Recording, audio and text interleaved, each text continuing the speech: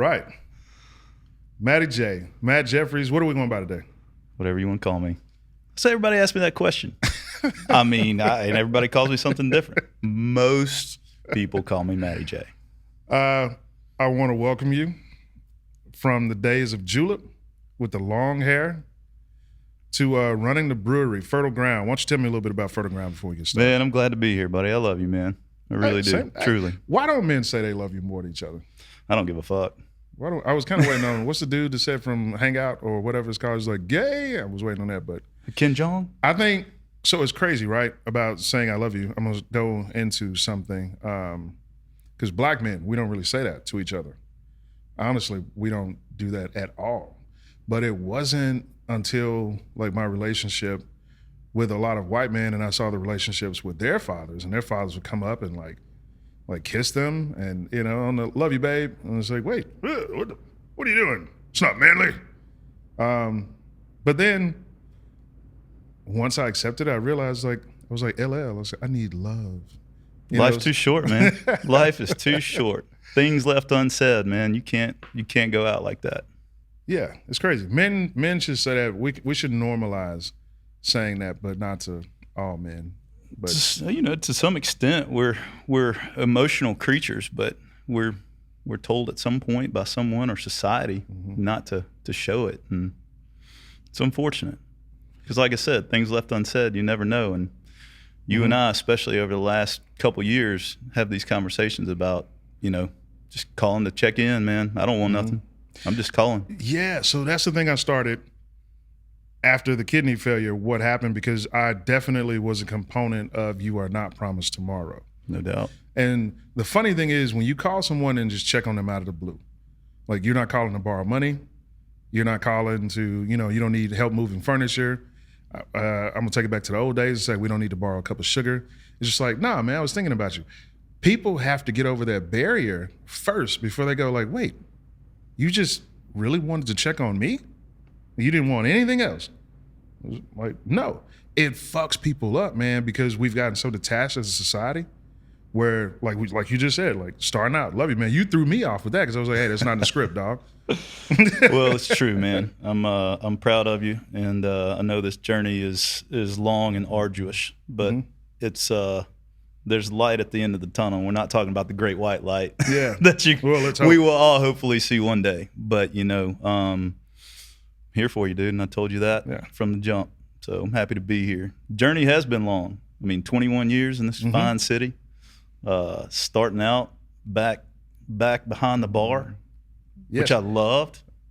Do you remember what I said to you that night that you got robbed by two black men outside of the bar? Please tell me you remember. Unprompted, yes, I do. What?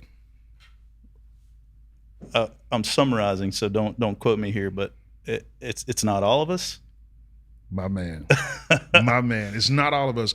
And the look that you gave me was great because you were angry because you had been robbed.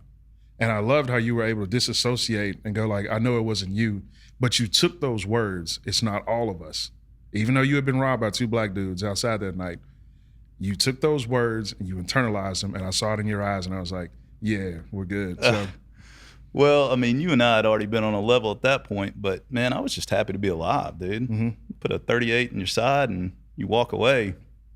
Yeah. I was pissed. I lost money, my wallet, my phone.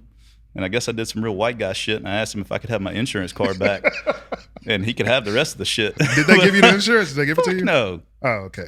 I was like, damn it. Maybe I don't know, man. That was just a wild experience, man. It could have been two crackhead white guys, man. I mean, I don't know. That was just a crime of situation. I was outside trying to call my wife.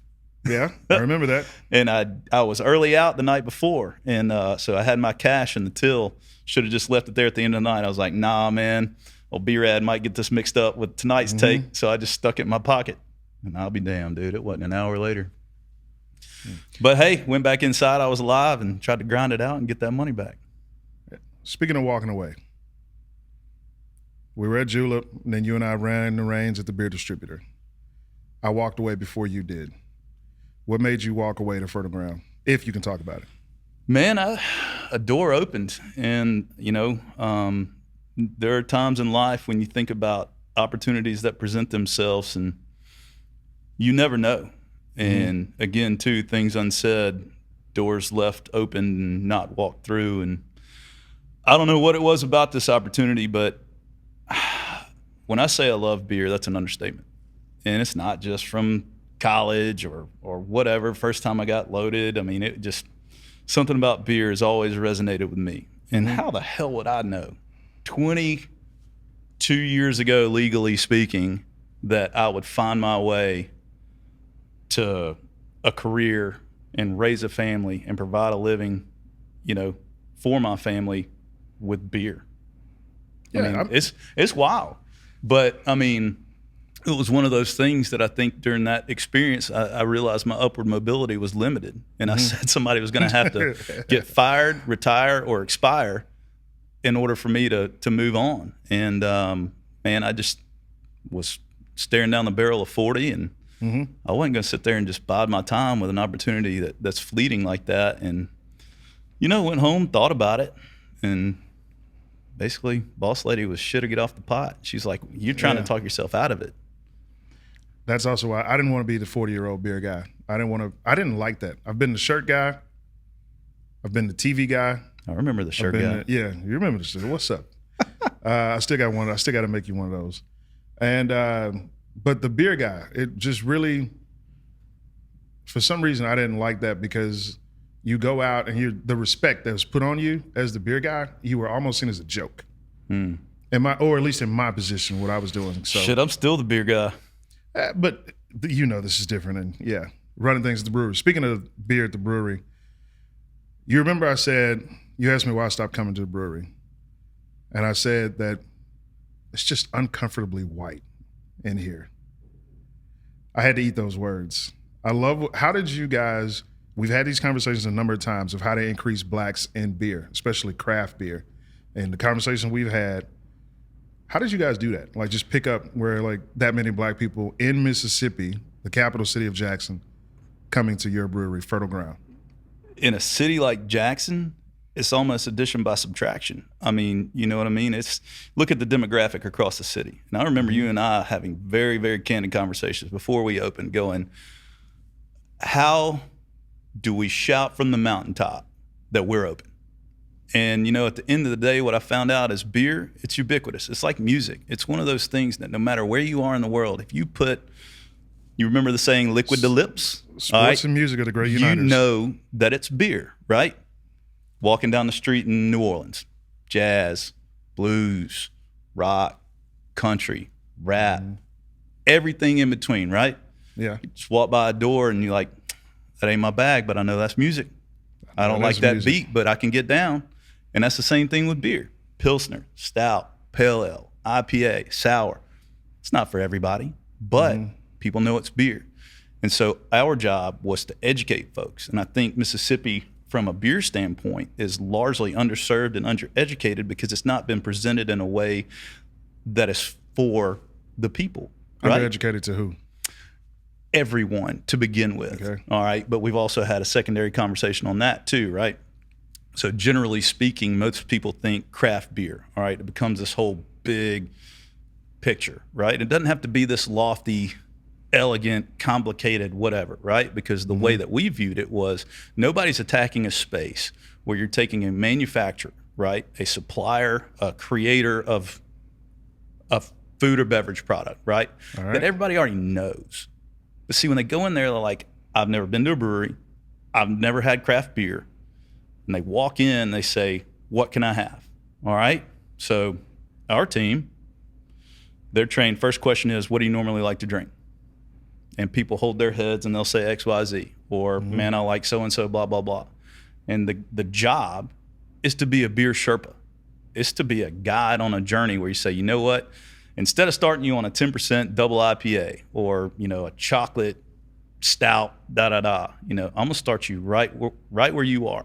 And I think where that has been underserved is people just set something in front of somebody and they tried it, and it probably could have been the worst experience they ever had. They said, all right, cool, I'm out. How does that journey differ, like, based on race? I'm not sure, based on our previous conversations, I don't know. I think it's a missed marketing opportunity. But then two, like when you talk about, I remember we were talking about opening, right? And I was asking you, man, how can I, and we talked about putting on a beer fest. I mean, outside of the Penguin. I mean, we were trying to blow it up. And I really think that would have done. What happened? Who? I still think it would have detracted us from that. It wasn't who we worked for. Yeah. All right. Well, yeah. It's just. But I mean, I think that our brewers have done a hell of a job creating a product that is appealing to everyone. And I think, you know, the more that we get out, you know me, I'm a person of the people. I get to get out and sample, man, and I meet people of all races, creeds, religion, everything. And for me, it's about, I want to make them happy. That's my goal. And my language, my love language to them, to everyone, is beer. And presenting that opportunity for them to try something consequence-free, they don't have to spend any money on it. I'm literally handing you a beer going, what do you think? Love it or hate it. I want you to give me an honest opinion. You know me. Don't bullshit. Speaking of honest opinions, I want to tell you something. I have a saying that we're all a movie of some sort. We're all our own movie that we all watch day in and day out. When you watch a good movie, what do you do with a good movie? Can't take your eyes off of it. Recommend it. Sure. Tell other people to watch this movie. When you watch a bad movie, what do you do with it? Tell people not to watch it.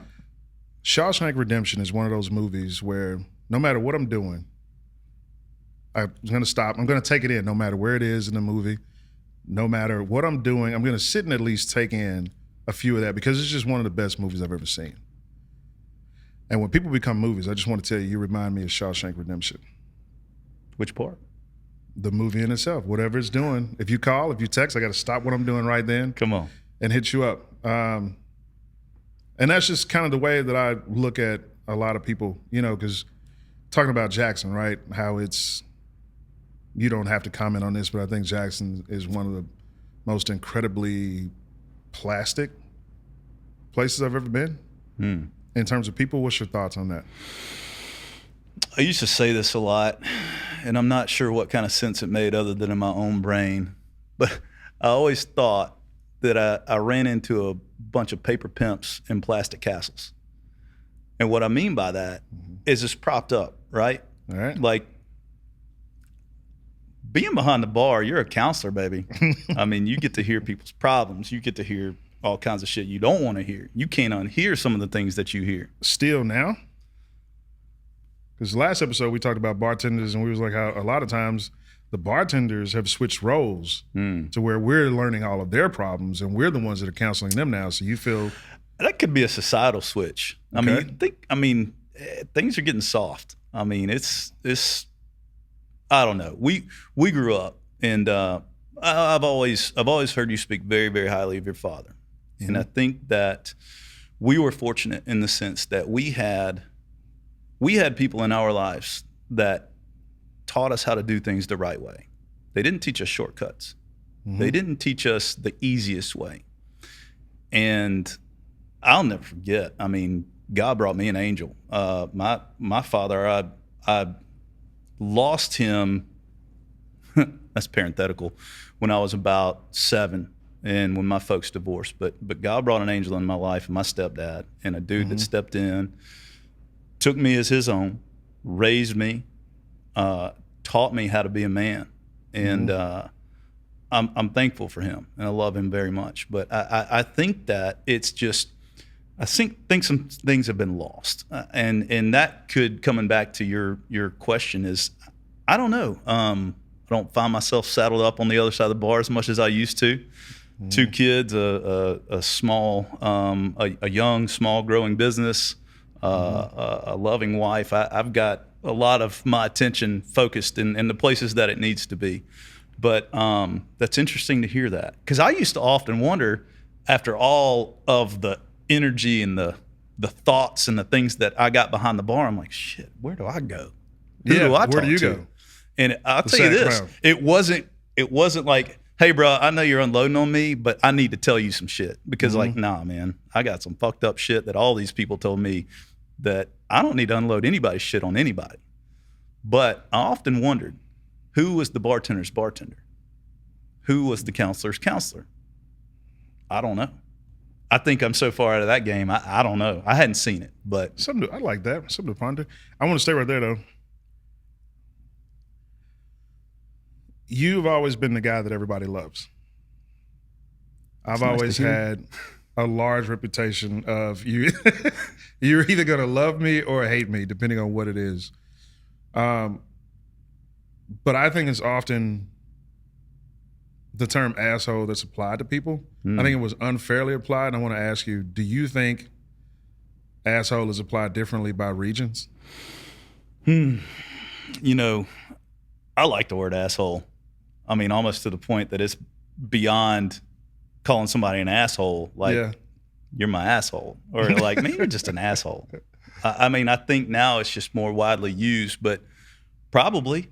I mean, I think. Because if you set boundaries now, you're an asshole. Could be. It's like, so wait, I'm an asshole because I won't let you disrespect me anymore? Or if you have an opinion, you're an asshole. True. Or if you don't, you're an asshole. I'm a fan of that. Yeah, I've always wondered that. It's just like, again, the guy that everyone loves versus the guy that everyone loves to hate. And I know I'm exaggerating when I say that on my end. But I was having a talk off camera with one of the camera guys earlier, and he was like, do you think because me being a black male and not letting people disrespect me on the other sides of the aisle, not just white, all races, with them thinking that they're better than me is why I'm an asshole, or am I just an asshole? You can answer that honestly. I think we're all assholes. Hey, I'll take that one. But I'll quantify that to some degree. I think that you being a man of integrity does not dictate someone calling you an asshole. I think you demanding respect does not make you an asshole. The color of your skin does not make you an asshole. But perspective, right? Like, there's ignorance out there no matter what. And if somebody looks at you because of the way you look and because of your thoughts, and they put those two together and they say asshole, fuck them. I mean, you know what I'm saying? Like, I guess, again, going back to being a person of the people, and like, I never went into an account or met somebody going, man, I got to make this dude love me. What I wanted to do and what I thrived in the hospitality business, I'd jump behind a bar right now. My wife would kill me. But I would do it because I love it. She would. And I think part of it is I like making people happy. I like delivering, right? On not necessarily a promise, but if you sit down across the bar and hell, dude, anybody that walked into Julep, if you were a regular, did you order your drink? Sometimes, most of the time, if we saw you coming, it was sitting right there when you sat down.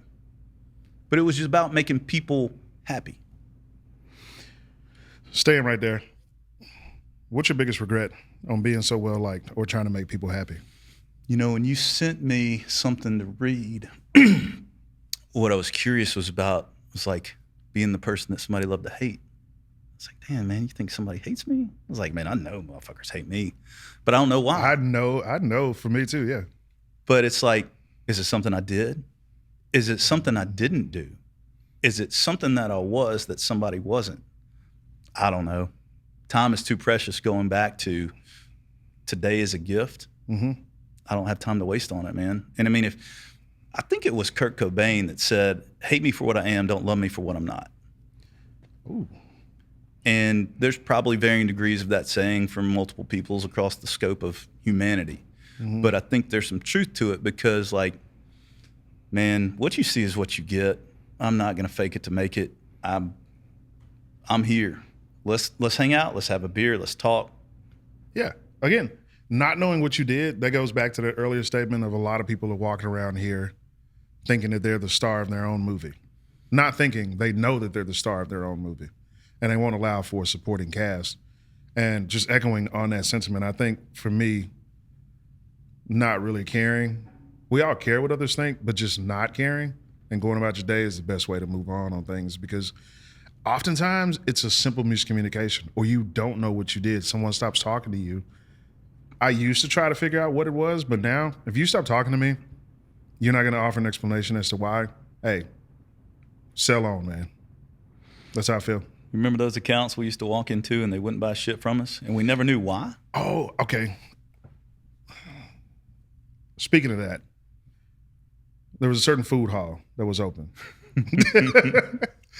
Do you remember trying to get product into that account? Oh, yeah. Do you remember how much trouble we faced? Oh, yeah. Here's the thing that I couldn't understand when we were trying to get Budweiser in that account. And this is like kind of how Jackson, for me, works when I think about certain people. Not only did we offer to give them a free case or two of Budweiser, we also offered to come in and buy every single one as part of entertainment. The owner, or whatever, the decision maker at that time, the pompous ass that he is, do you remember he sat there, turned his nose like, I'll think about it. Yeah. And I was like, what is there to think about when you are literally going to make $200+ in profit? That's Mississippi. Well, I'm not going to say that's Mississippi. That's like a lot of businesses around here when I run into them. And, whatever. I was nice the first 4 episodes. Shit is up now. So if you got something to say, you know where we at. Behind the Manors, baby. It's real talk, man. I don't hold any punches. And again, too, there's not many moments to waste in the day. And I think that's why I think in our previous career together, I think that's why I garnered so much respect, because I didn't hold back. Mm-hmm.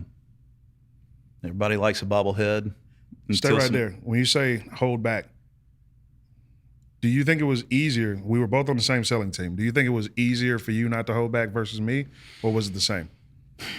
Well, another one of our comrades wouldn't hold back either, and he just got hammered every time.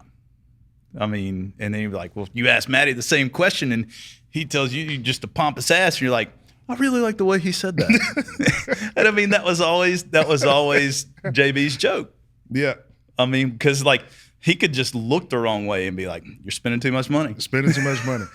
They definitely was on my ass about spending too much money. That was I was like, come on. That was an interesting process of all of it. You ask for the blessing, you go do the work, and then you come back, and it's kind of like, why? It's like, well, that was my role. I was the de facto late night party guy. I got shit done at night. Right. Buying shots, buying beers, right. Steak dinners. That's what I miss those days. Oh, I miss the days of an expense account. Indeed. All right. I don't want to go too far on that because we're going. All right, let's switch it up for a second. Wealth. I make fun of a lot of people here. I'm sorry that Jackson's my whipping boy, but like I've just been quiet for far too long. You're from here. I think I can talk about it. I think if you're from somewhere, you can do that. Yeah. I'm like the Black Catherine Stockett on The Help. Like, so you can't come for me. And I've still never seen that movie. Whoa. Okay. Not because I don't want to. I just haven't. I've never seen Star Wars, so we're even. But staying on that, real wealth versus Mississippi wealth. I like to call this the home of the $50,000 millionaire. Everyone is trying. Well, not everyone, but a large percentage of people trying to keep up with the Joneses. And I want to talk about real wealth that I saw one time when I was in New York on tour. I was waiting to get into a certain restaurant to eat. Line around the corner, packed. One of the new spots that just opened up. Everyone's dressed to the nine. I see a guy pull up in a Maybach before Maybachs were fashionable, like old money Maybachs. Gets out, just casually, gingham shirt, chinos, very waspy, but very still cool. And he gets out, driver opens the door. The bouncer pulls the rope back. All he does, give the bouncer a light tap, walks on in. Everyone in line, we're like, yo, who was that guy? Bouncer says, his family owns the block. I step out of line to kind of take in, and I'm look up until my neck can't go back anymore. And then I look down. I'm like, we're in Manhattan. This is early 2000s Manhattan. And your family owns the block? Yeah. That's real money. That's real money. Not this shit around here that whatever. What's your thoughts on that? There is some real money here. Yes. But I think most of the real money here is not going to act like the fake money here. I think the real money here, they're smart. Okay. And I think that for the most part, and we know several of the same folks that their grandchildren aren't going to worry about much. But I think too the difference between that kind of wealth and I think what your question is talking about is they don't need to show it. Mm-hmm. Just like my man in the Maybach. Yeah, gentle tap on the shoulder. That's it. Don't no to do, no paparazzi, nothing. What do you consider real wealth? Like I don't know. I'm working on it right now. Above what number? Woo, man. I don't know. For me, it's not much, but man, here I think there's some 100 millionaires here for sure. I think there's more absolutely. than probably. We know at least 6 off the top of our head. Maybe we got a future one sitting in the audience. Maybe a couple billionaires. Would you say? Yeah. I think there's probably 2 or 3, which we also know. So, I mean, look, for me. Look at that humble brag man, we're doing. If I got $1 million in the bank and everything's paid and I own it, You're Gucci. rich. But, dude, I got an embarrassment of riches. I got 2 healthy kids. Yes. For me, it's not money. And that's changed. I'll be honest with you. Like, the older I got, the more I realized, yeah, there's things I want. Man, when I get back to what really matters and I look at what I have, man. Yeah. Same thing I realized recovering from this, like the second chance of life, because, there was that day in hospital. I just remember I couldn't cool off. Sweat was just running down me like the Mississippi, and everything went black. And so I wake up, and the first person I see is this very beautiful Indian doctor. And I'm looking up. Not Rishi, wishes. Rishi, you are the silver fox. I'm just playing, dog. Don't call me. But this beautiful woman, and she knew my name. And I remember looking at it and I go, I've made it to heaven. Like, this is it. Because if I wake up and there's a beautiful doctor like standing over me, like this is heaven. And then I hear my dad's voice over and I say, oh man, what the fuck? But that was first thought. Second thought, as I wake up and I see all of these tubes running around, running out of me, running out of my nuts, running out of my neck. And, I'm like, I see all these women walking around and I can't help but think, like, how many of these bitches have seen my dick? It really fucked me up. I'm not kidding. You don't ask that question to yourself laying in bed at night? Well, okay. He doesn't know what he's talking about. Just, I don't, I'm a virgin. You have seen the world, my man. All right, cool. Hey, all right. So I want to stay on some raising kids right. You said you got an embarrassment of riches.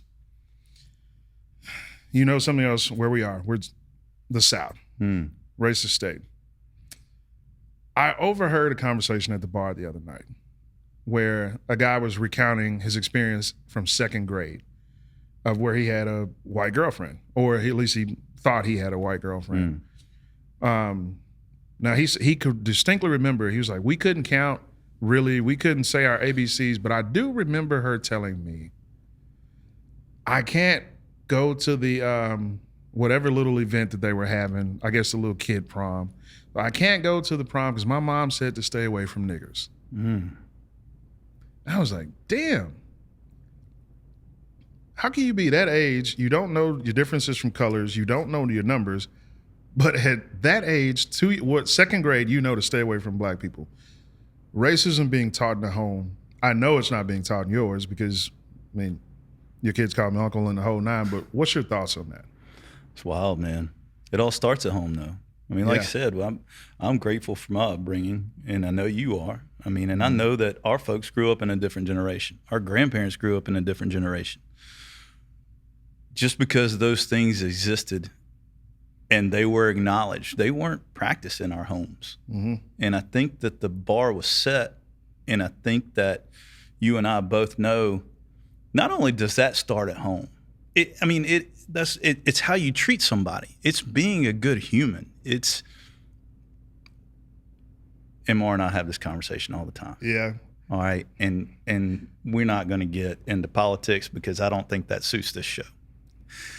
It's behind the manners. It's I behind the manners. think, though, that if more people took more pride in how they treated people, how they treated themselves, right? And then this is not Maddie on a soapbox either. All right, this is just one humble person's opinion. That I think the world could potentially become a better place. And good friend of mine. Why'd you laugh? Because I thought about a buddy that calls all politicians lizard people, and I'm like, what does that mean? They do that in Hollywood too. I'm like, what does that mean? And he was like, man, they're just all the same. Red, blue, whatever, it doesn't matter. He's like, man, they're all just puppets. But you know, when you think about it, and they're all up on their soapbox, and they're sitting there, and they're great orators, and they're stirring up crowds, and you know, like, what's their genuine thought? Are they trying to garner a vote? Are they trying to be genuine? In their heart, at their core, they grew up in and around some things, and don't bullshit a bullshitter. That's just the way life is, right? But like, is that sentiment echoed? And so like, starting at home, I think ignorance breeds ignorance, right? Like it manifests itself, and I just can't fathom somebody in second grade saying that, because like you said, they don't know the context of that word. My sons have friends, girls and boys. That's it. That is the defining fact, boys and girls. Nothing else. Someone once told me that the furthest distance is from the heart to the mind, or from the mind to the heart. I didn't get that at first until I thought about it, because she was talking about changing a racist mentality. And she was like, the furthest distance is from the mind to the heart, and vice versa. And I was like, damn, you're right. I was like, we should talk about this more. Like, why don't we trade numbers? And she was like, oh, no. No. I was like, come on. I think too that largely things try to get swept under the rug now, right? Like people don't want to talk about things, uncomfortable topics, uncomfortable situations. I think it's just easier to be like, no, I'm not going to give you my number, like, or like, But that was, so I left pieces of the story out, and you know, I was eating breakfast. It was one of those random days. It's like 10 o'clock in the morning. We're at Beagle Bagel. She comes in, and I see her in line. I was like, yeah, whatever. I'm just going to go sit down and eat. And then I go hide in the little nook to eat, because I don't like people watching me when I'm eating for some reason. I know, it's some deep-seated thing about animal in a cage. I know, whatever. You know, monkey, whatever. I didn't mean that. I'm sorry, y'all. So behind the manners, baby. But behind the manners, I told y'all, we're done with the nice shit. But she comes around and sits beside me as well. And I was like, oh, shit is up. It's intentional. You know, so, you know, I let her eat in peace for a little bit, strike conversation. You know, what are you doing here at this time? You know, she tells me she is speech pathologist. She's just traveling in for the holidays. What are you doing here this time? So I administer self-dialysis to myself at home, and I just like to come here sometimes and just clear my head, blah, blah, blah. She has this really concerning look on her face. It's like, may I pray for you? May I pray for you? Okay, whatever. And so I'm thinking that she's just gonna come sit beside me, you know, say a quick prayer, but she puts a hand on my shoulder and then another hand on my thigh and starts praying. And I was like, so at the end, that's when I was like, oh, okay, all the signs are there. She came and sat with me in the hidden nook, put hands on me for prayer. I was like, she broke the touch barrier. This white girl broke the touch barrier. It's on. Like, I might not do treatment today. I might go for a walk in the park. And then I was like, hey, I was just thinking like we should, and she cut me off with the quickness. Oh, no. And it was one of those, I've never been rejected so politely, but I understood the entire message of what she was saying. It was like, and I was like, that's where we are. Like, it's like that barrier, even though she broke the touch barrier, she didn't break the heart to the mind barrier. And that's where we are. That's deep. That's deep, because, man, that's all we got two heads and only enough blood to supply thought to one. Yeah, I know. And, man, that's all I got on that one. That's it. Look, it's like I said, the journey is long. I'm happy to be here, my friend. And I'm always going to be here for you. You know that. Same to you. Thank you again. This came together quickly. I'm very glad that you were able to, because getting you on the phone is one thing. Getting you to meet is a complete different. And so for you to get the kids situated, the wife situated, I guess I owe MR like an ice cold Bud Light now. No, man. I'll tell you what, she's my queen, dude. I need a rock. I You know know. that, and I know that. And there was one topic you left out about scapegoat, about married friends and single friends. Oh. And I thought about that, and I was like, man, I missed that boat.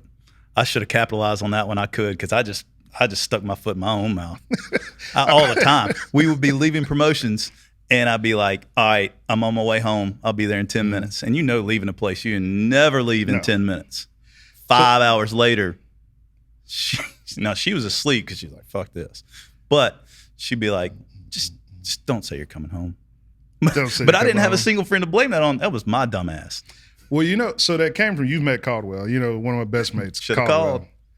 And so what happened was, his wife did not like me for a long time. And, I would just kind of, hey, Caldwell, what did I do to her? Like, what's going on? And Caldwell would always be like, I don't know. And so come to find out, the scapegoat thing that you were talking about, whenever Caldwell would get in trouble, Donnie's he'd blame fault. Donnie. Donnie's Blame fault. Dave. Dave, baby. And so it's like, what I found out when she and I finally had a conversation, when she softened up, when she realized that it wasn't me all the time. And she said, I knew it wasn't you, but you were just an easy target. Easy target, baby. But I remember, because, he'd say things like, he was like, I got to go meet up with him. He's having, I think he might be like bisexual or something. I got to go meet up with him because I think he might be suicidal. And when I come to find out, I was like, so wait a minute, you were not only lying on me, but your wife thought for however long that I was like this suicidal, in the closet, broke son of a bitch that just couldn't get his life right. Should have called Caldwell. And it was, yeah. You remember that story. Mm-hmm. I think, so all right, that's one of the fun. I got to tell this before we go. For those that are listening. Caldwell, I'm sorry, but I got to do this. So, Caldwell he was here for a while because his wife was doing a rotation. She was doing it for something very smart. I'm not sure. I can't remember what it was. Smart people do rotations. Yes, smart people do rotations. But he was going back and forth. And so no one had ever seen his wife. That was in our friend group when we were going out. And so all of a sudden the rumors started swirling like, are they fucking? And so I was like, no, we're not fucking. But what happens one night when she finally makes it back into town, she's finished her rotation where she is, and she's moved back, we all go out to dinner at Kate. And so Caldwell's sitting there, and I remember there was a dentist. I'm not going to call his name, but the very colorful dentist that would go around. And so he came up to speak to me, and Caldwell was sitting right beside me. And the dentist locks in on Caldwell. It's like, hi, Caldwell.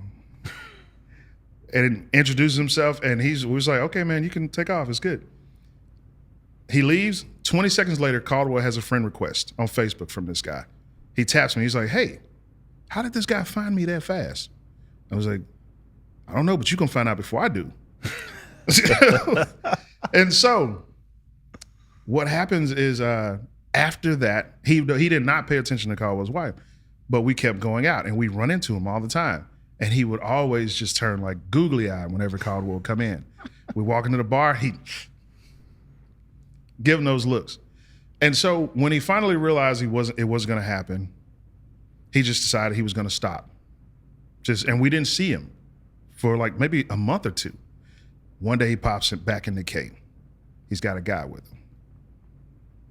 He spots Caldwell. He zones in. When I say zones in, he like saunters over like Prince at like Essence Fest. And he just looks him up and down, says, And then he looks over to his guy, looks back at Caldwell, gives Caldwell a look, says, should have called Caldwell. Oh, man. And That's all right. That's all I got. That's all I got. Hey, man, can't we Thank all, you for coming. Can't we Shout out all to be the Fertile envy Ground. of somebody's eye like that? Yeah. That'd be nice, right? What? Wait, what? Love to love and Yeah. love to be hated. Thank you. Shout out to Fertile Cheers. Ground. Appreciate it. Everyone, you want to plug? Tell them where to come find you. What Hey, you got new? We're what at you got 800 coming up? Manship Street. We're two years old, going on 3. Check us out on fertilegroundbeer.com, Instagram, Facebook, all the social channels. And Oktoberfest is coming up. It's gonna be a big party. Bring your liter hosen, drinking liter of colas, all Give us that the shit. details on that before you roll. October 18th, big night. Got a big concert Friday night before that, and man, it's just a busy day for us. It's grown every year, and it's fun to see people getting into it. Again, too, we're open. The lights are on. Beers for everybody. Come on. I might get a liter hosen.